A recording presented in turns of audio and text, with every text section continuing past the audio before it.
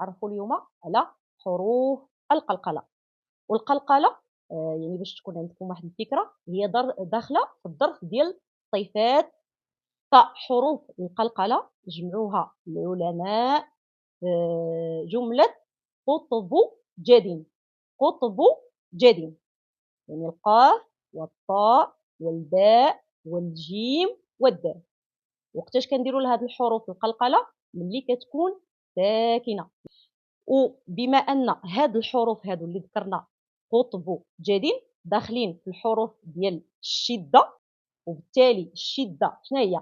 هي انحباس الصوت عند النطق بالحرف، فكنضطروا أننا نديروا لهم القلقلة لتسهيل النطق. فكنقولوا قل هو الله أحد. أحد. الله الصمد. لاحظوا ها هو الدال، أحد، صمد، فالدال من حروف القلقلة، وهذه هي الطريقة ديال نطق القلقلة. أيضا قوله تبارك وتعالى فلا أقسم.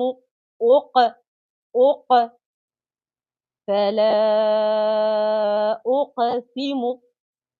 واضح؟ نمشيو للأقسام ولا أنواع القلقلة.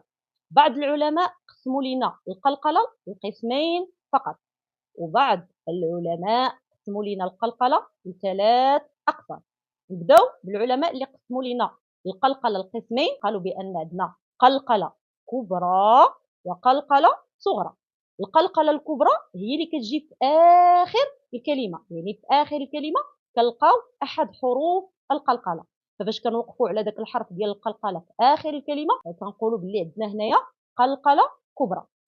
أما ملي كتجي عندنا أحد حروف القلقلة في وسط الكلمة فكنقولوا بلي عندنا قلقلة صغرى. بالنسبة للعلماء اللي قسموا لنا القلقلة ل3 أقسام فقالوا كاين عندنا قلقلة كبرى وقلقلة متوسطة وقلقلة صغرى.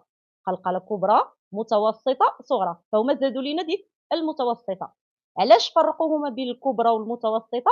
قالوا بأن القلقلة الكبرى هي اللي كنوقفوا على حرف كتكون فيه الشدة، مثلا قوله تبارك الحق. أما بالنسبة للمتوسطة قالوا بأن فاش كنوقفوا في آخر الكلمة على حرف من حروف القلقلة اللي ما كتكونش فيه الشدة، مثلا مسد.